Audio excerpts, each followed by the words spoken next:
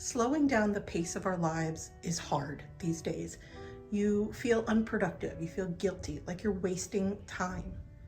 Slowing down, however, benefits your health. It decreases your stress and provides a freedom in your life that enables you to focus on what matters most to you. And in this video, I'm going to share a week in my life and 5 ways that I slow down every week. Hi, I'm Erica Lucas. I share videos about slow and simple living, and slowing down felt especially hard for me in the beginning. I really had to force myself to slow down. I had to choose slow living day after day, week after week, until it became part of my routine, my lifestyle, my mindset. I read an article online about household stuff that you can use to polish brass. These candle holders that I got from Goodwill have a tag on the bottom that says solid brass. So I'm trying ketchup as the first one. The second one that I'm gonna try is with toothpaste, and it says to just leave it on for a little while. And so I put some toothpaste in it and spread it around. Article listed a third way, combining vinegar, flour, and salt to make like a paste and just let it sit on for more than an hour, which I decided to just do with all 3. I just set a timer for an hour after I put the homemade ingredients onto each of these to see. We have Brasso in the house. My husband's used it in the past, but I wanted to try this experiment. So after the hour was up, I just got in there with some elbow grease and some paper towels and tried to rub it clean and get the corrosion off of the brass. Okay. All right. Ketchup was a no. It just made it just discolored it more. That was the toothpaste. Also really didn't do much. This is the vinegar one. I do see where it's kind of starting to come up a little bit. That's going to require way more work than I want to do. I'm going to leave them as is. I don't mind it. My suspicion is where it says solid brass, that may not be true, or I just need to get like an industrial professional brass cleaner, because it is coming up. Look at that. The homemade vinegar paste is the best. If you're cleaned up brass in this way, give me your best tips to give a try here. I really like them as they are anyway, so even if I don't get them cleaned up, I don't mind, because I have little LED solar powered thingies to go in here, tea lights. So either way, they're going in my garden. Cleaned up brass, or I don't know, corroded. Is that corroded brass? I don't know. Whatever, I like them. Don't misunderstand the point of this video, however. I definitely scroll Instagram, I feel stress at times, and I feel the busyness of our life during certain weeks. I'm a mom of 3, husband to a Navy wife, and we live in Annapolis, and I definitely balance slow living with this fast-paced world, and that's what I want to talk about in this video. Number 1, schedule nothing days. In our family, we have 2 days a week at a minimum that we have nicknamed nothing days. The days of the week change depending on sports schedules and activities that we sign up for season to season, but we strive to keep at least 2 days a week as nothing days. A nothing day for us means that we're not leaving the house. It is deliberately scheduled and protected as days spent at home, and we spend them slowly and simply. What are you doing? What are you doing? I'm Boxy Boo. You're Boxy Boo, okay. On our last nothing day, I began sorting out our dining room. The dining room for us serves as a hub for our homeschool at home here in our house, with a big table as the anchor. We have 2 carts that house all of our curriculum and our materials that we use most often. We have 6 weeks left in our school year in our plan before we take a break, and the kids have a summer school schedule, but it's far less rigorous and focuses mainly just on math and language arts. April is our annual review with the state of Maryland, so I am preparing their portfolios for 3rd grade, 2nd grade, and kindergarten, thinking about the remaining work for this year to finish the school year, and I'm also planning summer school and the next school year. So there's a lot of things for our homeschool year that are bouncing around in my head right now, And nothing days are a great way for me to make mental space and physical space to sort through those things in April. Nothing days make space in our schedule for me to slowly, steadily work on these big picture plans. And right now, Wednesdays and Saturdays are our nothing days. Wednesdays still include homeschool, but the kids are welcome to do their work in their pajamas if they want. My husband still has to go to the office, but slides into pajamas when he gets home. We still do our chores because that's part of the routine of living in a house together, but we take the entire day at a slower pace than any other days that take us out of the house. And Saturdays are spent the same. Pajamas optional, but we don't have any school or work expectations. Things might arise, like a friend's birthday party, sports events, visits to my parents, or maybe the library if the kids want to go. I usually spend extra time tinkering around in my garden, and my husband might brew beer or work on projects around the house.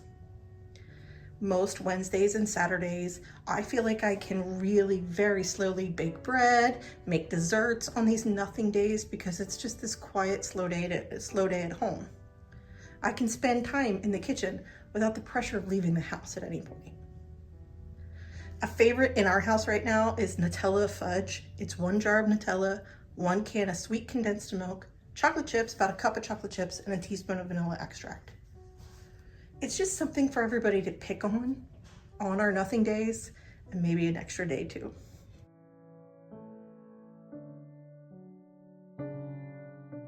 Generally, the idea of nothing days is that our time is not committed to on those days. We are free to do whatever we want at home together.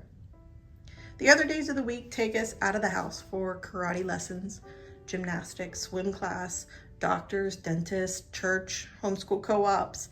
The balance of nothing makes the entire week feel less busy.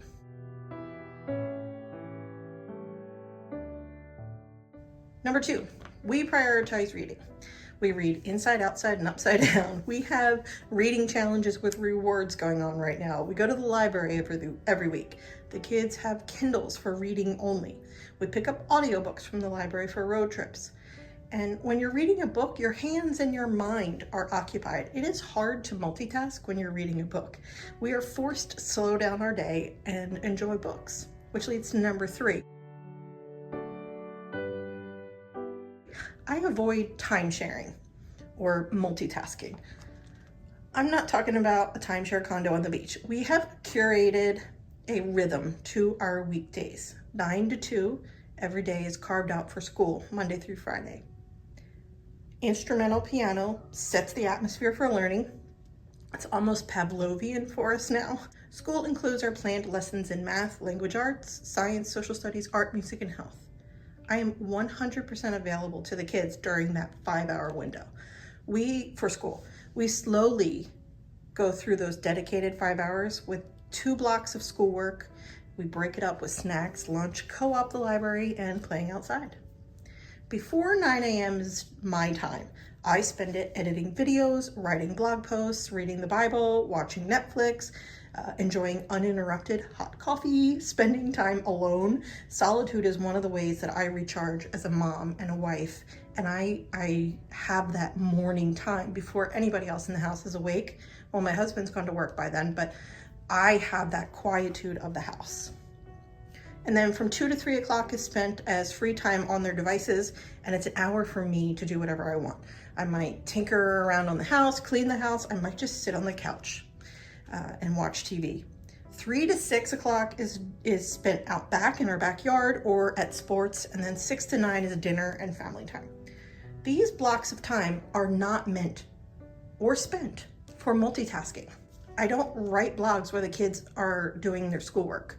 Slowing down means spending time solely doing the things that are most important parts of the rhythm of our day.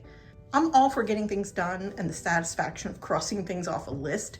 I'm one of the ones that likes to write something on a list and then cross it off immediately if I've already done it, because I love the satisfaction of crossing things off. For me, to be able to get some things done, that's from the 2 to 3 o'clock window. And then on our nothing days, like I needed to dig out the spring and summer clothes for my kids. The list of stuff never gets done. It never ends. And slow and simple living has taught me to just pace myself through the list and single task the most important stuff. There are times when life picks up speed and we end up busier than we really want to be, with less time to do the things we really want to do, and we become more stressed, more anxious, less happy. I balance those days with days like this, with nothing days, with slow living. Sometimes slow living is perceived as an antidote to the effects that our fast-paced lives have on us. And slow, of course, is the opposite of fast, but slow living is about balancing the things you want to do with the speed of life.